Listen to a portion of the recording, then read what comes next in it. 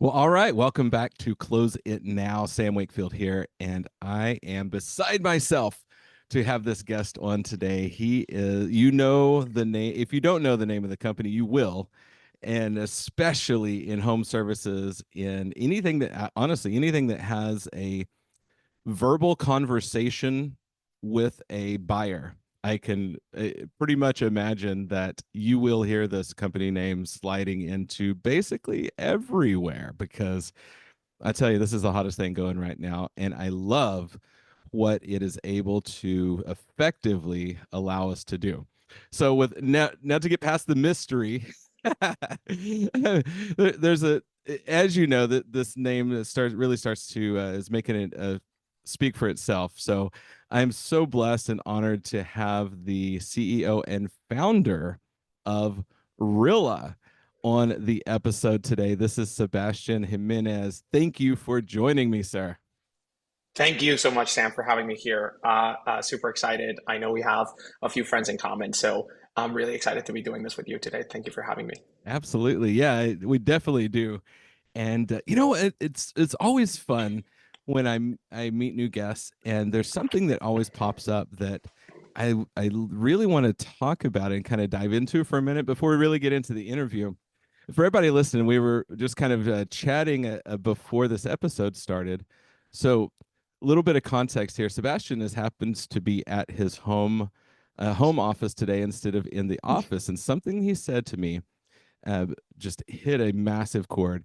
Because Sebastian, one of the things that Close It Now is about is improving people. One of the things we say all the Mhm. time is work to become someone worth buying from. And Mm. then as you up level your own personal growth in your life in all of the different elements, leaders or readers and all those kind of things, then everything else falls into place behind it. So something you said a minute ago, and for everybody listening, he pointed to this massive bookcase behind him in his office and said, this is our TV in our home. We don't have a television. We have this bookcase." And so Yeah, I'd love yeah. for you to talk about that a little bit. How important is Um, personal growth in your life, and what started you on that journey? oh my God. So, uh, so we have a principle at Rilla. We have 8 operating principles at our company, and really my principles that I live by, and I just Uh-huh. basically enforce them upon the company. The company's like an extension of my principles. Well, of course it And is. Yeah, so it's your company. And It has so, to be. yeah, exactly. So one of my core principles is in the companies is, and it's principle number 3 at Rilla. It's maximize your productive time. And so, um, everybody who knows Rilla knows we work insanely hard. Our company, we work like 6 days a week on average. We work 12-hour days from Sundays through Fridays. We take rest on Saturdays so that we can kind of recharge and then come back and do it again. And so, and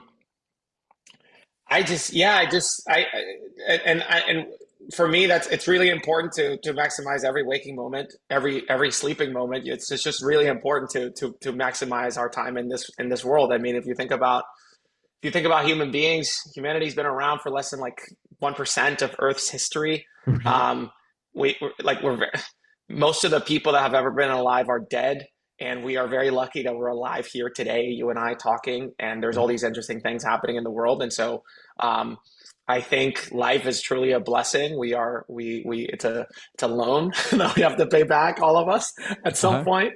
And I think that, yeah, just to me, one of I read this book. I used to be like this all the time, like just I'm like ADHD. I have the H in ADHD, which is hyperactivity, which turns into hyper focus. So I like to focus a lot. And so, Mhm. I read this book. It's called Flow, the Psychology of Optimal Experience. And in the book, the author describes, it's one of those books over there. Sure. It was written in the 1990s, and he describes the span of a human life as like bits of information that you can process, right? Because he's Okay. explaining how flow happens. And flow, when you're in the flow, when an athlete is basically, in the zone taking a penalty kick, when he's about to make the game winning play at the last minute, when you have an artist that's doing a performance, when you're in the flow, that's like the most elated. That's like the fundamental experience of being a human being when you're like completely focused. And Absolutely. so flow is all about attention, right? So he explains flow as like your brain has limited attention span and limited memory. The human being can process about 7 bits of information every 1/18th of a second. And if you do the math on that, like how many bits of information can the human being process in an entire lifetime, it comes to about like 85 billion bits of information or something like that. I could have the math wrong, but if you just do that math, 7 bits of information, 1/18th of a second times 18 per second. So then you do how many seconds in a day, how many years, how many days in a year, how many years does the average human being live? You literally get the calculus of how many bits of information can the single human being process in a lifetime. Right. And it's about 85 billion bits of information. That's the human lifetime. It's 85 billion bits of information. But in the book, the whole thing he talks about is that most of the time people do not reach that potential. It's almost impossible, actually, because to reach that potential, that means you have to live in the flow every single waking moment and sleeping moment of your life. Sure. Because that means that you have to literally process the maximum amount. That's when you're in flow. When you're in flow, it means that your brain is so focused on what it's doing that it doesn't have attention to do anything else because it's so consumed. And he basically says that the average American only gets to about 2 billion bits of information that they process in their lifetime. Wow. Because they spend, 2-3 hours watching TV after work. Their leisure time. Most people do not spend their leisure time. Like, people think that they hate working. They actually spend more of their time at work in the flow.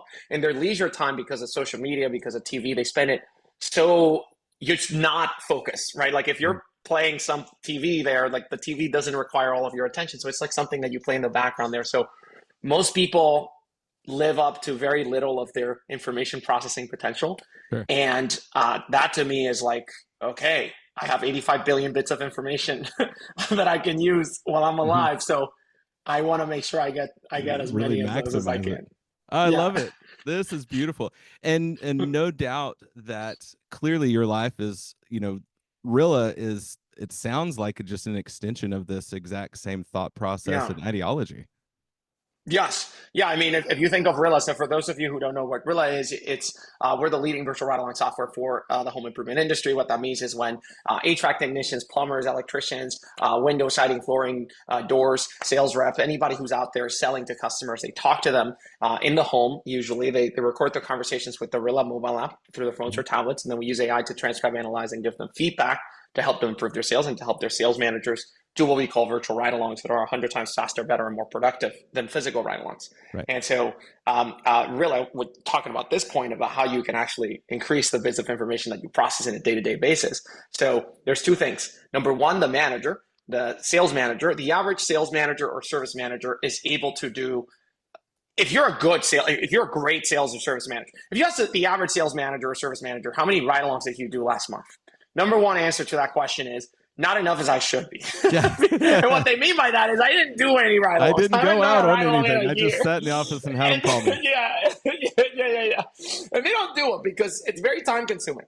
But if you're a great sales and service manager, if you really, really care, you're going to be going out there maybe like 2, maybe 3 days a week. And in those 2 to 3 days a week, you're going to be able to do maybe like 4, 5, 6 ride-alongs maybe.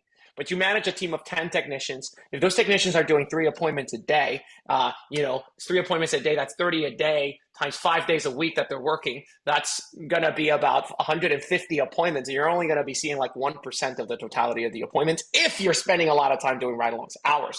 Right. So with Rilla, that sales and service manager, and instead of, because the physical ride-along, it takes like 3 hours. You have to drive there. You have to watch the whole appointment. You have to give feedback to the technician right there and then. And then it takes a lot of time. With Rilla, we took down the average time to do a ride-along from 3 hours to 3 minutes, right? So because it's all virtual, right? So you don't have to drive, number one. Number two, it's not a recording. It is a recording, but you don't have to listen to the whole 2 hours or the whole hour. The AI gives you all the bits and pieces that are important. It gives you a score. It gives you all the things that happened or didn't happen in the call that were supposed to happen. It gives you like everything that happened. So you could give feedback, which is what you do best. And so you could look at a conversation, see exactly what happened, give feedback in 3 minutes. So you just made the ride along, from 180 minutes to 3 minutes. That's like a 60 times improvement on the speed, 60 times. Right. And so now you can process more, right? So we have managers who went from doing like 4 ride alongs a month, once a week, that are now doing 400 ride-alongs a month on Rilla, Sure. 500 ride-alongs a month, 600 ride. We have a manager that does 1,000 ride-alongs a month because he reviews every single one of the appointments. So you increase the information processing power of the human brain with Sure. technology. And the other thing that happens is for the technician and the sales rep, think about it this way. With Rilla, not only are you getting more feedback from your sales manager, so Mhm. not only are you learning more because for every conversation that you do, it's now being reviewed by your coach, so you're getting feedback. You have the opportunity to do self-coaching by looking at what the top performers are doing in your team.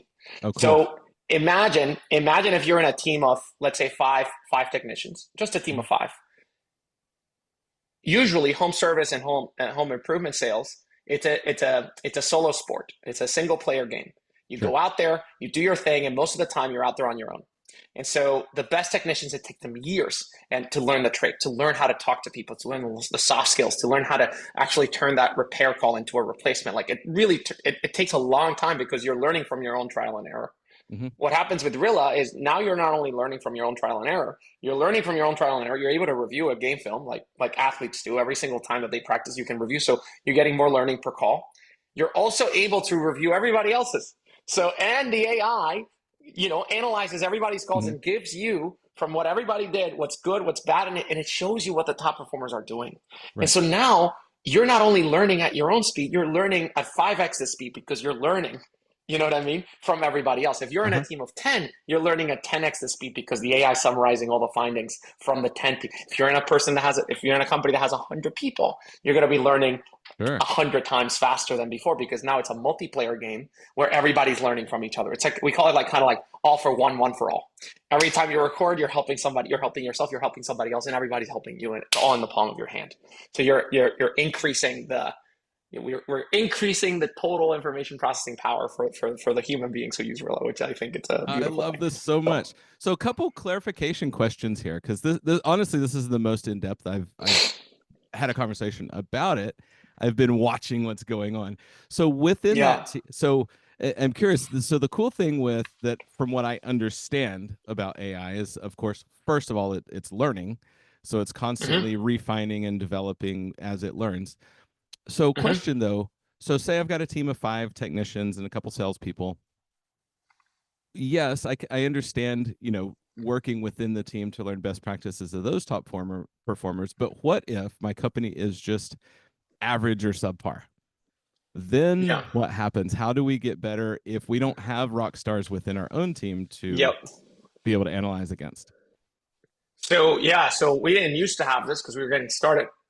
I mean, we started selling to home improvement contractors back in January 2022. We started selling. Since then, we've grown to thousands and thousands of customers across the United States. I Hmm. think we're the only two states. We're missing Alaska and one other state. That's the only two states that we're not in. So Alaska, there's a plumber in Alaska who wants to just give us a call so Everybody that we can listening, get I know I Alaska. have people that listen in Alaska. So Yeah. pop me a message, pop Sebastian a message. Let's get you hooked up so we can get Yeah. Alaska on the list. So, so we're like all over the country. We have like tens of thousands of technicians and comfort advisors and salespeople using Rilla. And last February, March, we had like 2 million conversations that we had analyzed with AI. I don't Jeez. know where I need to check that number now, but it's in the millions and millions and millions of conversations that we've analyzed in the home. So if you think our AI, we call him Rick, or it's Rick AI, Rilla Rick, and Rick has basically seen a few hundred years worth of a few hundred human years worth of sales calls in the home. That's what Rick has seen. Sure. and so in the Rilla database, in the Rilla repository, which is millions of conversations, we have been fortunate now that our AI has seen what is it that the top 1%, the top performers across the country are doing differently than everybody else. Right. And so now, and we can share that with people. So it's all anonymized data. What is it that the top performers across the country are doing different than anybody else? You could divide it, and we could divide it by technicians versus comfort advisors. You can divide it versus plumbers versus electricians. And for comfort advisors, for instance, for replacement sales, just to give you guys an idea of what a top performer means, we have people in the Rilla database right now, like the top 1% of top performers across the country. These are people who are generating over 7 million, over 8 million, over 10 million, over $13 million of annual sales to their company single-handedly. These are Sure. people get $13 million as an HVAC replacement salesman, right? That Sure. a year. And I have a follow-up question with this because I've had a really big bone to pick with those kind of numbers for a little while. So I'm curious to know some Yeah. actual details. But keep going, and I want to Yeah, ask yeah, you what yeah, they're doing. yeah. So yeah, and I also when they told me those numbers, I was like, this is some bullshit. But like, Yeah, I was like, this is, and these are, by the way, these people that I'm thinking about because I know them, I've seen sure. them, they're Rilla customers. They're not all. You would think like, oh, they're doing online sales, they're doing inside sales. Like there's people that have an inside sales model where they're able to take 8 appointments a day and they're able to like get more appointments than Right. anybody else. The call by call I'm kind of thing. literally talking. Yeah, so Kobach, I'm talking about people who are out there selling in the home, face to face, who are selling 8 million, 9 million, 10 million, $13 million of annual sales. So that's what I'm thinking about. That was the question because there's a handful of people that have been famously in the industry and on podcasts and those kind of things, but when they really start talking about it, the only appointments they get are the Yes, guaranteed grand slam. The system is completely down, and they have the yes, team of people to go out, so they only show up for like fractions of time. So there's yes, those yes, yes, people. All right. So we're not and talking that's about certainly them. happening. And by the way, this is I want to say this. So there is, as a salesperson, right? Anything that you're selling, you're going to there's your natural talent, your natural sales ability. You're going to control your close rate and your average ticket, right? Right. You can control that. But like the quality of the leads, like the whole structure, all of these people, they're not working at like mom and pop shops. They're working at some of the best ran companies in the country. And they Right. have a whole, like you said, they have a whole structure of technicians under them that turn over leads, like leads that are literally right there on a Yeah. silver platter. So they're doing way more volume. Their close rate is insanely high. We're talking about people that for replacement sales, their closers are like 70%, 75%, Sure. 80%. So their closers are insanely. So they have a lot go, like a lot of things have to go right as a structure for you to be able to make these numbers, right? Sure. Yeah. But nonetheless, we want to figure out, okay, we at Rilla can figure out in the home, what is it that they're doing differently than everybody else, right? Exactly. So if you think to yourself, like, I'm an average replacement salesperson selling HVAC equipment, you're going to be around like $1 million, $2 million, maybe $3 million of annual sales. If you're in a great company, you're going to be up there in 4 million, 5 million. And then there's these rare cases where you're just going Yeah. to go past that at the right company at the right time in the right market, right? So we figured out what is it that makes these people different. And so like the first thing that we found was talk ratio. The top 1% of top performers are talking between 45 and the average technician or the average comfort advisor, they talk between 75 and 85% of the time Ooh. versus a homeowner. So I talk 75% of the time, homeowner talks like 25. Ooh, Or I that's talk rough. 85% of the time, homeowner talks 15. That's the range. So they're talking. The top performing comfort advisors technicians, they talk between 45 and 65% of the time. So right around the 50-50 range. And so basically the biggest difference, or one of the biggest differences, they actually have a conversation versus just doing an in-person advertisement. Just telling. Yeah. They're just telling the customer like a whole cookie cutter thing that What's they've the done 1,000 classic times. Brian Tracy quote? Facts tell, stories sell. Right. Yes. Ask How do you more tell a story that questions. connects with somebody? How do you tell a story that connects with somebody if you have no idea who they are, what they care about, what are their problems, what are their needs, what are their desires, what are their regrets? Like you have no idea. So Mm-hmm. you said the next thing, which we found. It's like, okay, how do the top performers talk less? It's a very simple Jedi mind trick. What you just said, you just ask more questions, right? Mm-hmm. The top performers in the industry, they talk, they ask 25 open-ended questions per hour versus the average technicians, comfort advisors, they ask 5 open-ended questions per hour. Ooh. So five times the number of open-ended questions so that they can actually keep that talk ratio very low. Okay. So, or 50-50. So, Right. and an open-ended question, what we saw, it's like you unpack the data, you start looking at the qualitative. It's like the average salesperson will go out there and they will ask the open-ended questions at the beginning of the call. What seems to be the issue? What made you call us here today? How long have you been living in the home? Like, how old is the unit? They just go through their checklist of things that they're supposed to do at the beginning, and then they're done. There's Yeah. no more open-ended questions. That's it. Off to the I did my races. checklist. Done. What the top performers do is they ask open-ended questions throughout every single step of the conversation. They do that, and then they go into their presentation. They're presenting the new, a new thermostat. They're presenting the new equipment and why this one's not up to code and this one is, and all these different features and all the options. And they're doing that.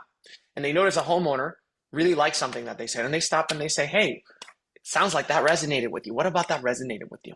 Yeah. Or, "Hey, it looks like I'm losing you here. Where did I lose you?" Yeah. Because they want to generate that interaction with the homeowner. And they bring up open-ended questions. After they present price, you start getting objections. I need to think about it. I need to talk to my husband, my wife. What does the top performer say? Instead of there's another stat that we found that is like the average reps, they start talking faster when objections come up. So their heart rate raises, they get a little bit nervous. Top performers, what do? They stop, they slow down. Their talk speed slows down, and they ask an open-ended questions. Oh, price is too high. What do you mean by that?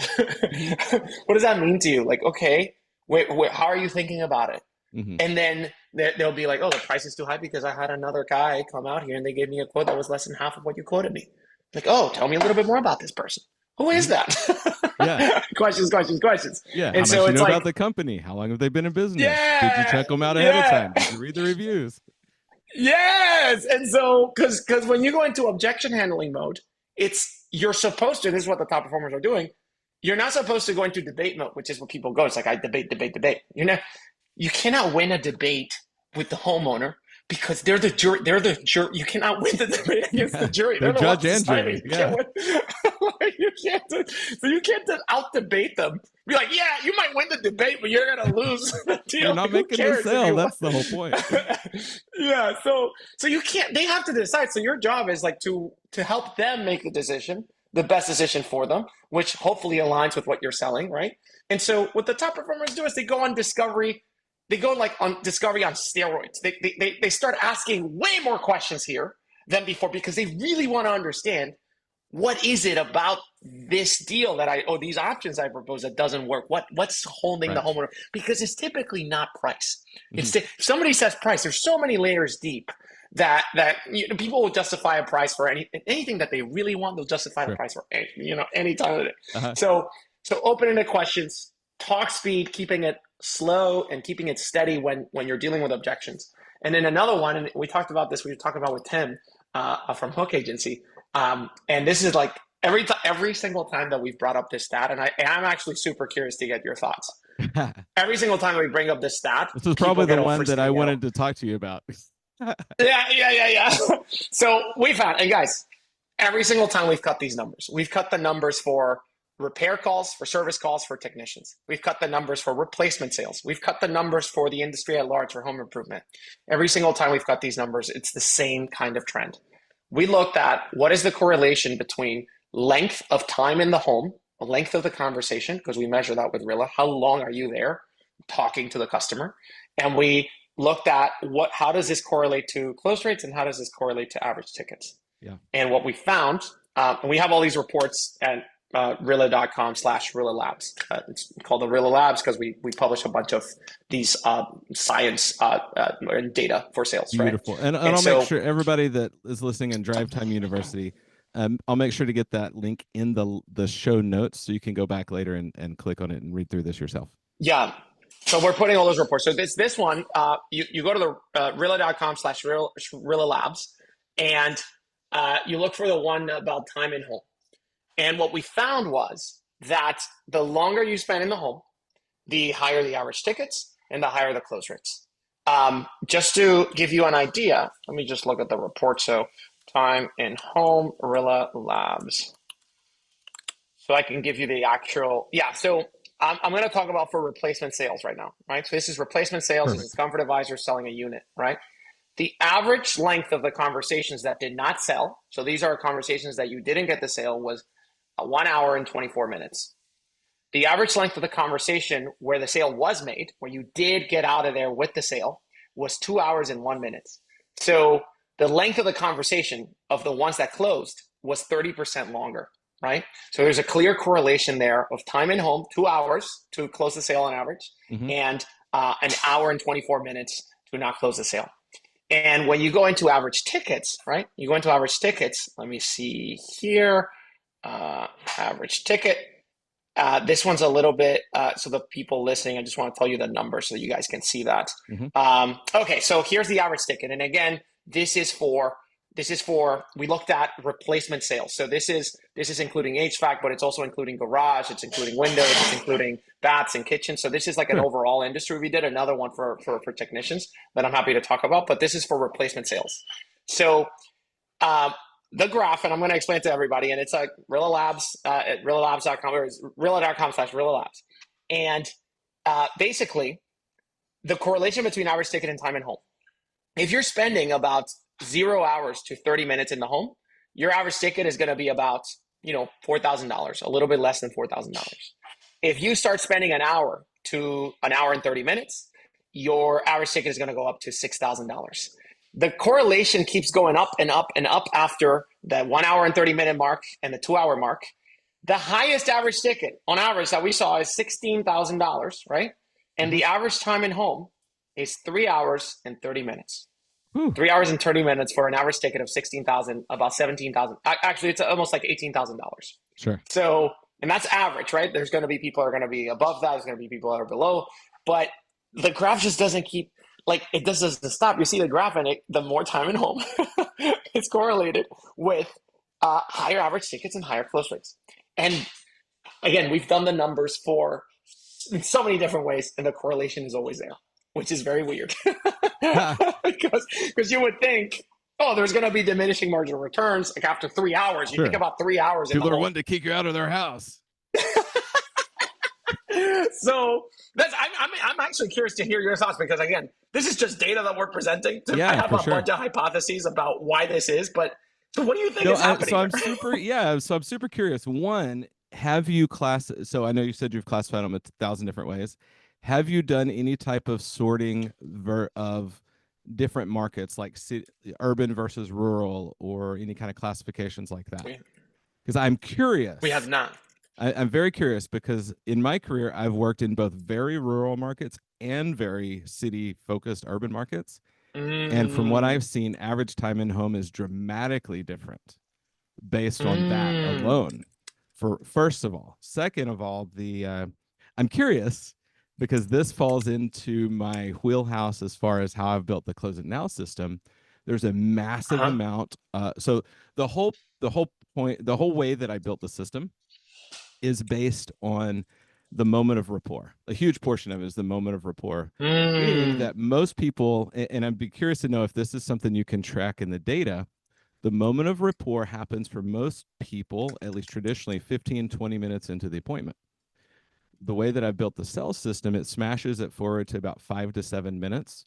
And then you're co creating the project moving forward. So, my data, at least what I've tracked for myself and my sales teams mhm, across the mhm. last decade, our averages are 2 hours less, and our average tickets fall right into the 16, 18K range. So I'm curious if something that's very, very mindset, NLP, psychology focused changes things. So just makes me wonder if different cell systems length of time changes accordingly.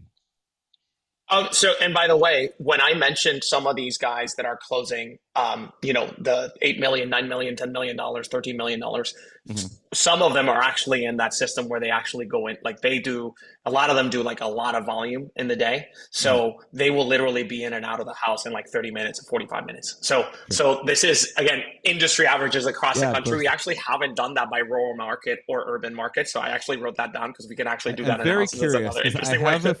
I And have a suspicion that that might change it slightly as far as length of average times. Just yeah, because strictly from you could again. I trained in so many different places, so I felt the difference when we're there. So, like, and again, this is really important just to caveat this. Correlation does not imply causation, right? Correlation is just simply a correlation. Like, so two things are correlated with each other. So, what you're Mhm. pointing at is, which is true. Like, when we saw it for technicians, it's like, oh, average time in home leads to higher average tickets. Well, one easy explanation that wouldn't be a causal relationship, just a correlation. It's like, oh, when you are doing larger like jobs, repair or servicing, you are going to have to take more time to do the inspection because maybe the job is a little bit more complicated. The home is a little bit larger, so you have to walk around for longer. And then to actually do, a lot of the times the technician will literally sell the job and install it right there, like and do the job. And so Mhm. then you might just spend more time actually doing the job because it's more complicated. It's more higher average ticket. So that's like one very easy variable to explain to technicians. Sure. So it could very well be like, oh, in rural areas, you're going to have a higher average ticket because there's more new homes built there. And so then there's more opportunity for replacement sales there. So then the close rate is, so there could be I have not, we haven't done the numbers like that. So I'm actually really interested. Well, there you We're go. going to push Super it out in the curious. Rilla Labs next month. There you go. I love it. So, Call that the close yeah, it yeah, now yeah. study or something. And and by the way, so if you or anybody in the who's watching or listening to the podcast has any kind of like questions about things that they'd be curious to learn of like what is happening in the home of like how can we optimize the sales process even further, if you guys put that in the comments, we will probably come out with a Rilla Labs report to address that because we literally, again, we have so many, and it doesn't take us long to do this analysis. It's like we have an AI that you can just ask questions like ChatGPT, Sure. but you ask it questions about the entire conversational database. So we could do this analysis like super quickly. So if anybody has like more questions, I actually love to hear them so that we can publish more of these reports. I love it. So if you have those, definitely put them in the comments. Email me directly at sam@closeitnow.net or just pop a text, pop the question over 512-364-8559, and I will make sure that Sebastian gets a hold of those and we can Yeah. let's grow this thing, make it better every single one, right? Yeah. Yeah, yeah, Very yeah. cool. And I'd be actually super curious. We recently did a series in financing, so we can actually look at how much time they're spending building rapport. By the way, Mhm. that's something you can do because you can literally ask the AI how long are people spending talking about rapport.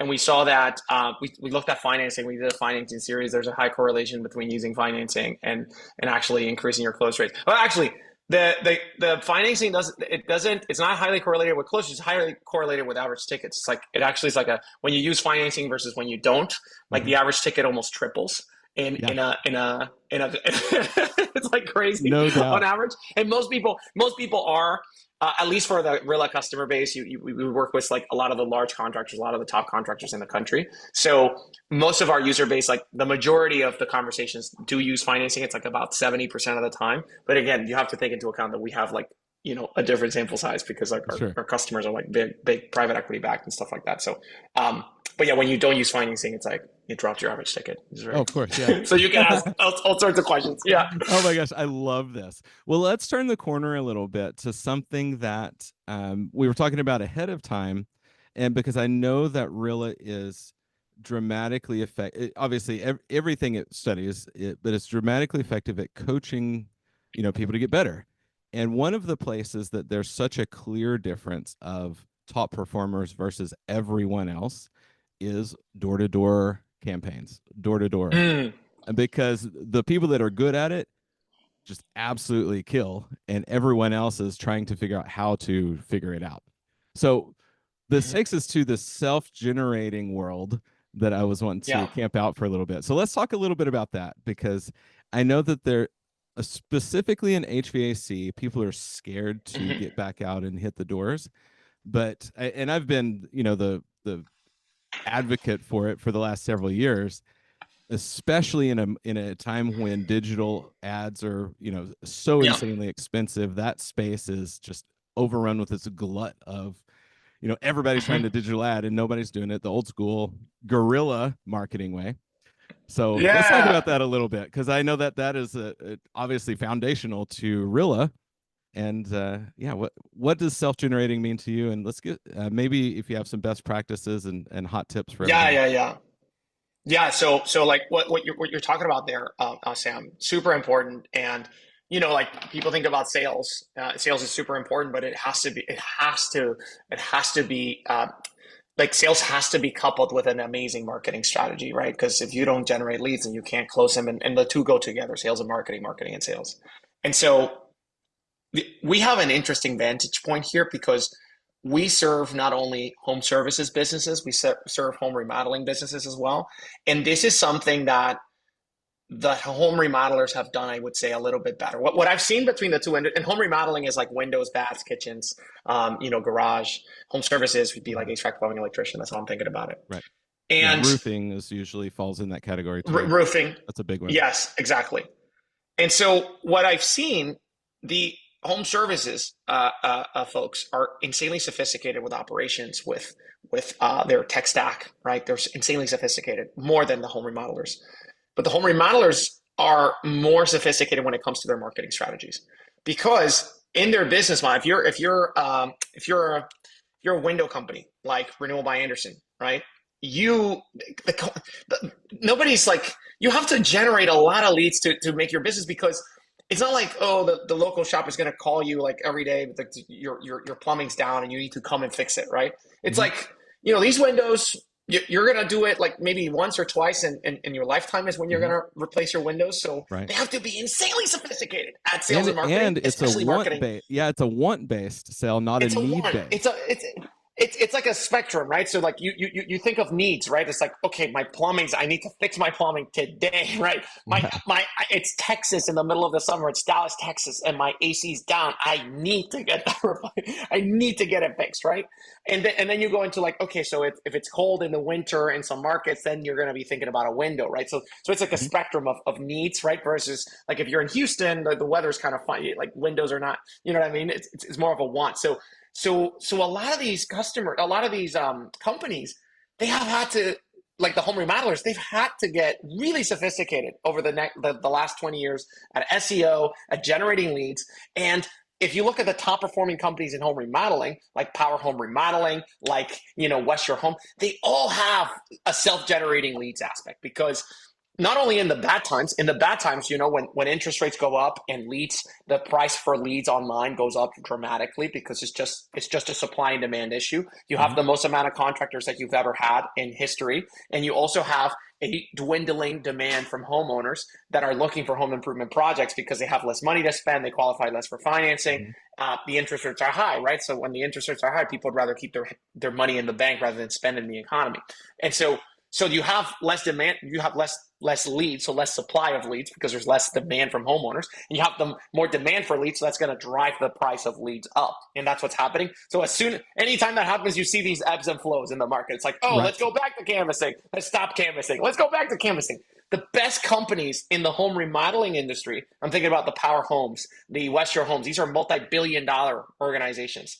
They all have a self-generating marketing aspect, where they either do canvassing, they're world class at rehashing their own Hmm. customers, and trying to, at cross selling. They sell multiple trades or multiple products, and they cross sell between departments insanely, like in an insanely sophisticated manner.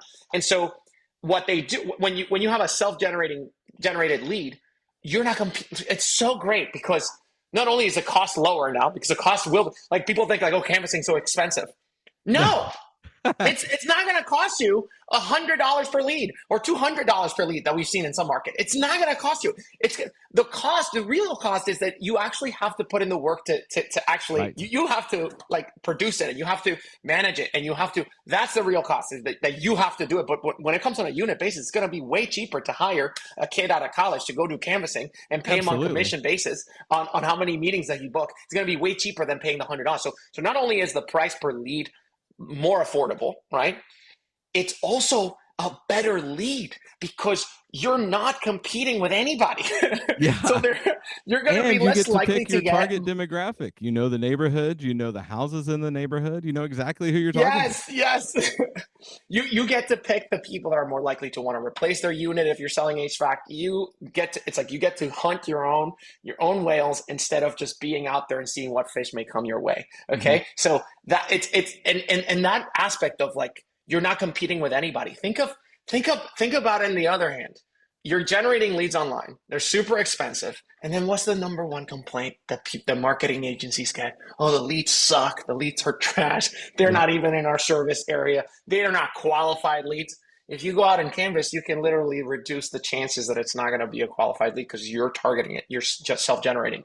So the best companies in home remodeling have done this for decades, and that's why you see them like generating billions and billions of dollars because they're not beholden to anybody. They're not beholden to Sure. Google. They're not beholden to Angie. If the market's good, they're doing self-generating, and the market's bad, they're doing self-generating. And not only when the market's bad, they're taking more market share than anybody Yes. because they're so prepared to generate more leads than everybody. And so while everybody else is like, "Oh my God, what are we gonna do?" They're like, "We're generating our own leads." Yeah. So the most sophisticated businesses in home services have already, they kind of took them. Tommy Mello, who's a very interesting kind of character because he's kind of in the remodeling side, but he hangs out a lot with the home service people, which is, very interesting. So Tommy, he's been doing canvassing for like, almost a decade. He's been doing canvassing and in the good times and the bad times because he's like, I want to grow my business. And so now it's a tough economy. His leads are up. Everybody's like, oh, my leads are down 20%, 30%. Yeah, because you're just waiting for leads. Because Tommy took them all. You're not. Yeah. And so whether it's with canvassing or with doing rehash or with doing cross-selling, if you're selling multiple trades, it's so important. It's so important to have a strategy to generate leads for your own business. And so when it comes to best practices, right? Before we talk about best practices, I don't talk about the opportunity. Yes. This is actually something we're going to be publishing in the Rilla Labs. For people who have multiple trades, you think about the homeowner. The homeowner, when you go out and you talk to the homeowner doesn't think of you as like an HVAC technician or a plumber or an electrician or a garage door salesperson or a roofing salesperson. They think of you as the home improvement guy or gal. They just think of you as they have this kind of pocket in their brain that they reserve for people that come and do work in their home. Okay. And so a lot of the times when you go to that house to replace an HVAC unit, that homeowner is not only thinking about the HVAC unit, they're thinking about a bunch of different things that they want to do with their home. And we found that about 30% of leads, 30% of calls that are ran, there is an opportunity for a cross-sell. 30% of the calls. So you go out to replace an HVAC unit, the homeowner 30% of the time is going to say something like, I'm in need for a plumbing service. I'm in need for an electrician. I'm in need of something else because they're thinking about all these things. Even with companies that have multiple trades, the technician never does anything about it. They don't book it because it's not the department. It's one not of the things I train is like, if we see anything else related to this, or this, is okay to bring it to your attention.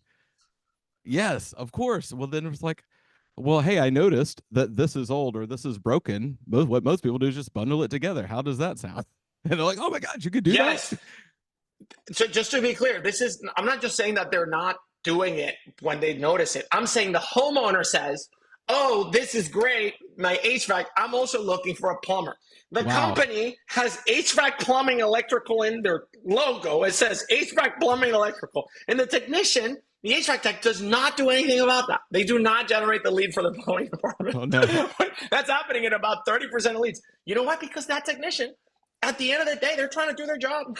They're trying to, and so they're not really trying to book a lead for another department, no matter if you have incentives or some companies, they have bonuses. They give like their technicians like a bonus, like, like a fee for, so in terms of best practices, what I would say is, first of all, you need to have a really good process, a really good procedure. And then once you have a really good process, really good procedure, just like a sales process, you should, like for canvassing, you should have a script, you should have training, you should have managers, you should do ride-alongs, you should have a really great process to make sure that everybody's on script because, you should have before that, you should have a really good qualification process, just like you would do for any lead. You should qualify it and see like what doors are we going to hit? What houses are we going to hit? And then once you have those two things, then you start implementing technology. You don't start implementing technology before you have the good process and the good, kind of system, because technology is only going to make whatever you have faster. That's all. If you have a bad process, you're going to implement technology. You're going to have a really bad process. That's going to be faster at being then bad. You're going to fail faster. If you have a great process. Yeah.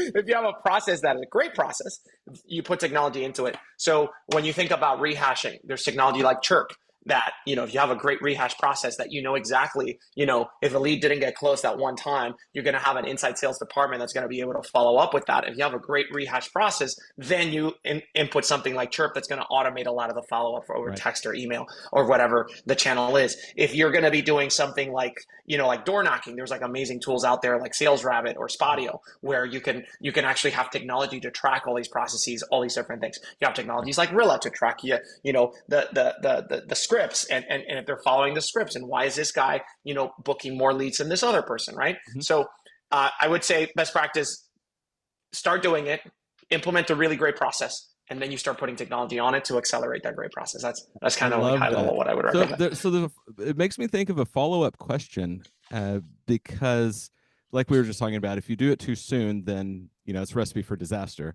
So, where would you recommend? So, what do you say would need to be in place first to make this effective? And like, what is it? A size of a company, or is it much more about just having this handful of key elements in place as the foundation before you add the technology? So where's that break point, and what do you see with the companies that are able to implement the best? For Rilla specifically, or just to like So the other technologies say I'm that a I mentioned? contracting company. So Yeah, contracting companies at different size, say they want to bring in a technology like Rilla. When yeah, is the right time? Maybe the right yes. question. Yeah, so we're gonna be releasing literally a podcast on this on the Oh, Rilla good. Labs, like literally talking of like literally what is the, but I'll just summarize the findings. So Rilla is a virtual ride along software, right? What we recommend is, if you're gonna do virtual ride alongs, is that you have already started to do physical ride alongs. Okay. Good. Don't come talk to me and then tell me that you're not doing ride alongs. You should be doing ride alongs, because that's very easy. You just have to start tomorrow. You can just do ride alongs. Okay.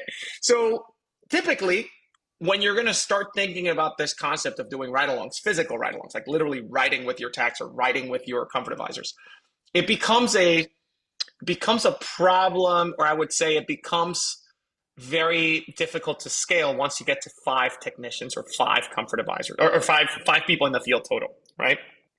So typically the companies who work with Rilla, they've gotten to that level of scale where it's become an annoying problem that I can't write with all of my techs all the time. When Right. you're starting to feel that pain point, which is right around 5, then you're thinking, okay, I need something like Rilla to help me scale my process. You Mhm. see, I have a process.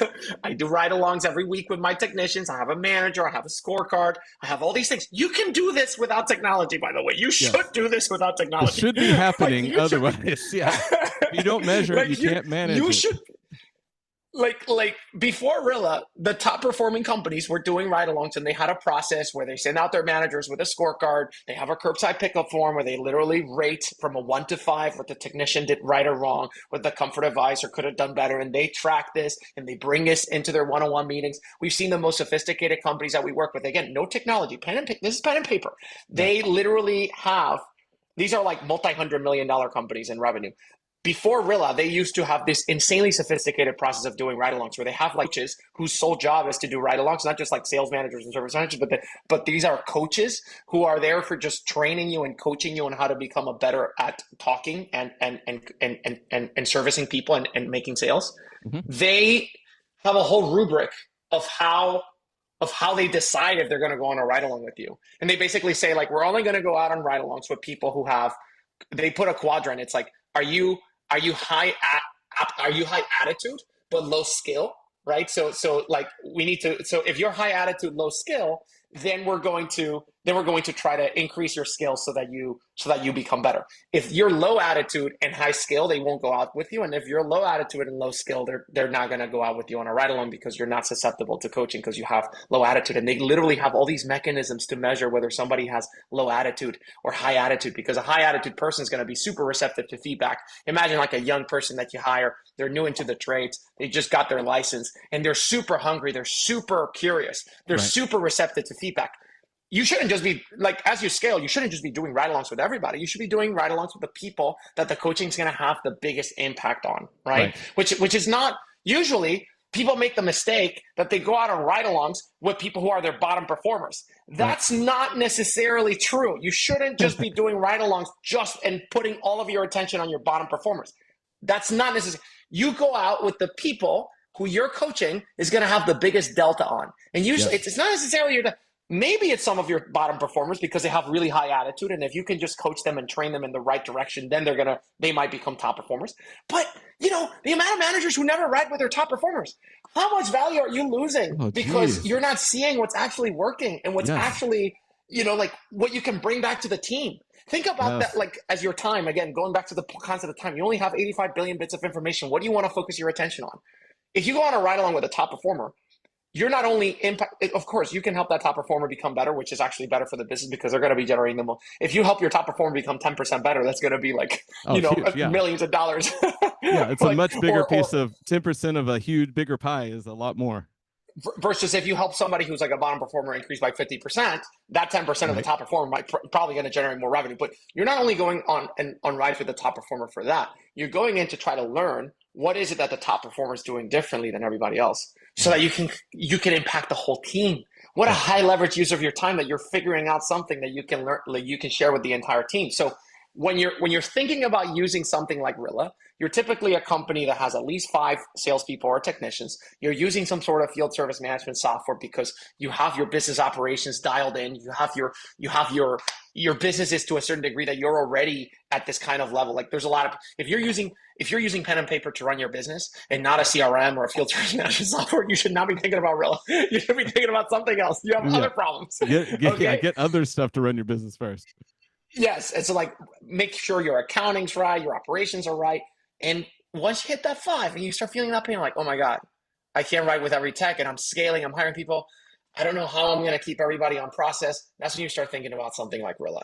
And and if you are already doing right, people think like, oh, Rilla's for people who don't do it. No, no, no. We love when people do ride-alongs. We absolutely love that because Mhm. again, if you already have a ride-along process, we're just going to let you do the exact same thing, just a Sure. hundred times more. That's it. That's all we're gonna do.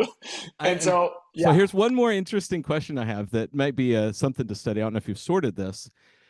If can you pull out the appointments that have someone riding along with them and then listening in on what happens during a ride along appointment versus everything else? Oh. So just curious about that. So yeah. So yes, the answer is yes. We have a lot of managers that literally record their ride-alongs because when you think of the physical ride-along versus the virtual ride-along, the physical ride-along is still super powerful because Mhm. you get that face-to-face component. You get to see what's going on. Rilla only gives you audio, not video, so you get to see the body language of the homeowner and the sales rep. So the physical ride-along still retains a lot of its magic and its superpower. So it's still super valuable, even when you have something like Rilla.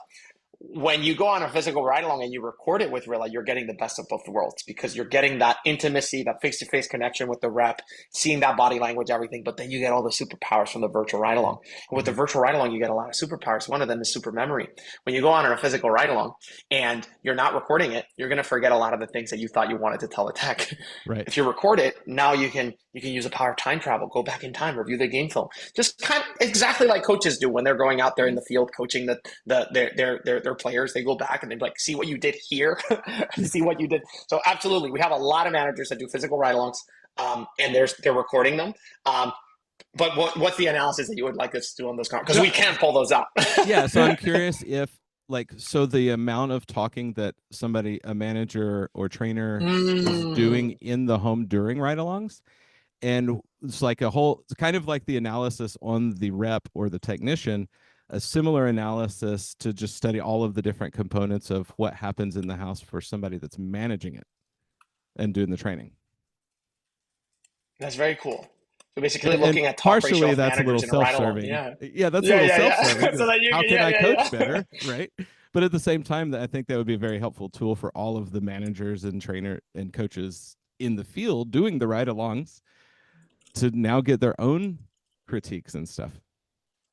That is very cool. I just wrote that down. Yeah, because we can pull those out and we could say like for these calls that how much is the talk ratio for the manager versus the technician and the homeowner. So like Right. how much are they speaking in the conversation? Because you would think like you want them to be like minimal in intervention, right? And just kind of like Mhm. and Yeah, not taking exactly. over completely. So you can actually look at the optimal range and which one of those calls has the highest close rate or not even that, but which one we measure this thing called ride along efficiency. We Okay. measure this at Real. It's like what was the delta before and after when that manager went out with that technician or that comfort advisor? What was the delta in the KPI? So, what was the close rate of the technician before? What was the close rate after? What was the average ticket before? What was the average ticket after? What was the Mm. opportunity job average before and after? And then Sure. you can kind of measure, you can literally measure quantifiably, like, hey, this is how much impact this ride along had on Mhm. this technician. So you can actually say, hey, for the conversations where the ride along had the highest delta in terms of ride along efficiency, Right. what was the talk ratio in those versus Right. the ones Yeah. that Then had the stack that lowest against this delta? other stuff that I Yeah, was just asking about. That's cool. yeah, Oh, I yeah. love So we this. could do This is so that. fun. Yeah. Well, Yeah, man, it has been awesome. It is. It's getting close to time to land this plane, and for everybody listening, I go back and listen. The power of time travel, like Sebastian was just saying. But yeah. there's so much that we covered in this, and of course, we're barely scratching the surface. But what is, as far as like last minute thoughts, something that you want to impart and leave with everybody that they can take away and implement or use, or just words of wisdom you want to leave everybody with on this episode? Yeah, so I would say like, and I think this is especially pressing for people listening to this podcast. When people think about getting into the trades, they know it's so clear that they have to practice and learn and and learn the trade and learn the technical aspects of the job and use tools to get better at those technical aspects of the job. If you're an HVAC tech, you're going to use a wrench to do your job, right? If you're an electrician, you're going to use that. I forget what the thing is called that measures the the barometer. I don't remember. It's Right. like a multi-purpose tool. Yeah, we got It's like multimeters and voltmeters, all yeah, kinds of stuff. multimeters. Yes, yes, yes. So you use all these tools to do your job, and you spend a ridiculous amount of time learning and training yourself and writing with to see how you do the technical aspect of the job. Well, the sales component is just as an important component of your job, and it requires constant training, constant coaching, constant practicing, and it requires tools. It requires tools that are not going to help you with the physical aspect of the job. It's going to help you with the mental aspect of it, the soft skills, how to talk and Mhm. what to say, and how you talk and what you say are actually tools that you use in your job, Yes, they and are. you should work on those, and you should work on those skills because that's going to be the biggest difference in you being an average person in the trade and a very high top performer. It's going to be in those soft skills and how you say specific things, what you're saying to the homeowner. This is not just people think like sales is like like it's just like you're gifted with the gift of the gab and that's it. Well, no, no, no, no. Yeah. Sales is just like any trade where the people who put in the most amount of time practicing, they get better the fastest and they actually become the top performers. And that's what every single one of these top performers does is they practice constantly, they Yeah. coach themselves constantly, they review their game film. So one message for everybody out there is just to treat this as the trade that it is, which is the trade of sales, right? So Mhm. you are in the trade of HVAC and plumbing and electrical, you're also in the trade of sales. So treat it Yes. like the trade that it is. So yeah. I love it. Yeah, absolutely. Some that really reinforces something. And thank you. Several things that you've said is basically like say it louder for those in the back because I've been saying this on shows for a while, but this just Yeah. reminds me so much of the we're talking.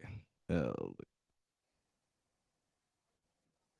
so something that I've said for a long time is for us to be better is change your language, change your results, right? And Mm, that's literally the name of one of the talks I do at different conventions around is change your language, change your results for this very purpose, right? For all of yeah. these reasons. If nothing else, your relationship at home will be better if you learn to communicate better with your kids, with your everybody and your Yeah. coworkers, let alone being able to communicate to your homeowners that you're working with and the people in your professional world.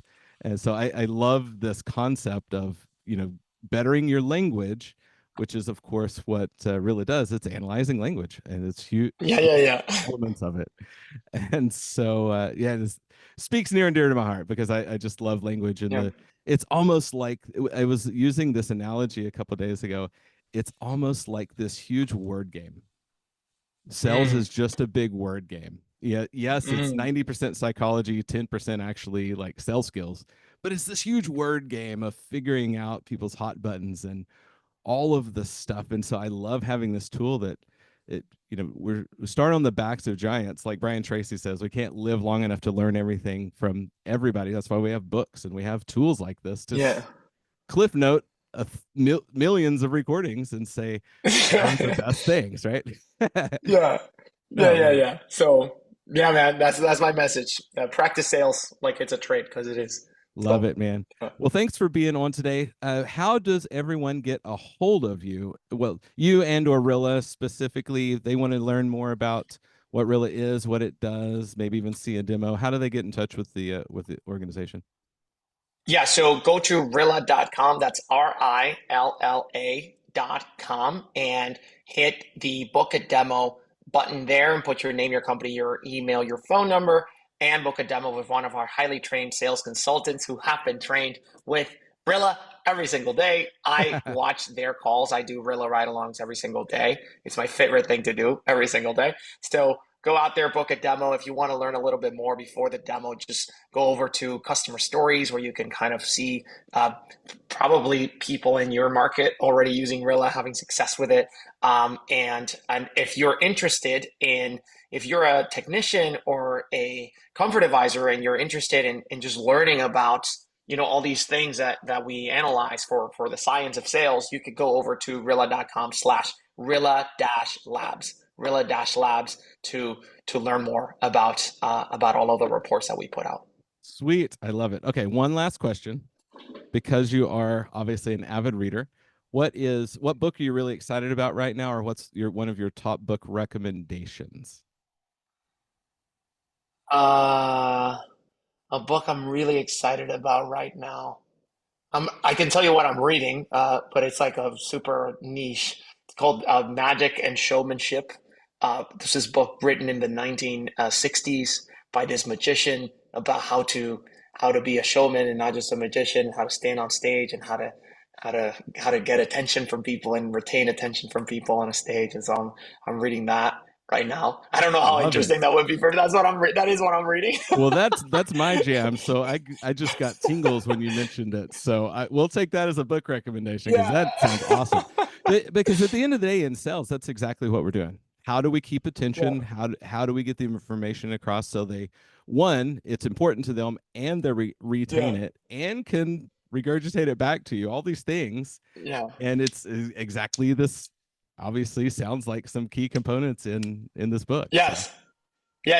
It's a great because it basically talks about the magic trick and it talks about the magic of showmanship and it's like how do you learn that? It's like you could go up to like Steve Jobs on a stage and create this magical aura of like yeah, holy crap, this guy's about to it's not just the technology but how you present it in my case, right? So sure. yeah, I'm reading that. That's what I I'm love reading. it, man. Sounds fantastic. Well, for everybody listening, thank you for hanging out with us today. It has been a pleasure, Sebastian. I am so grateful that we got to do this and going to virtually meet. I'm sure we'll meet in person at some point in time. And for everybody else that's listening, go be someone worth buying from.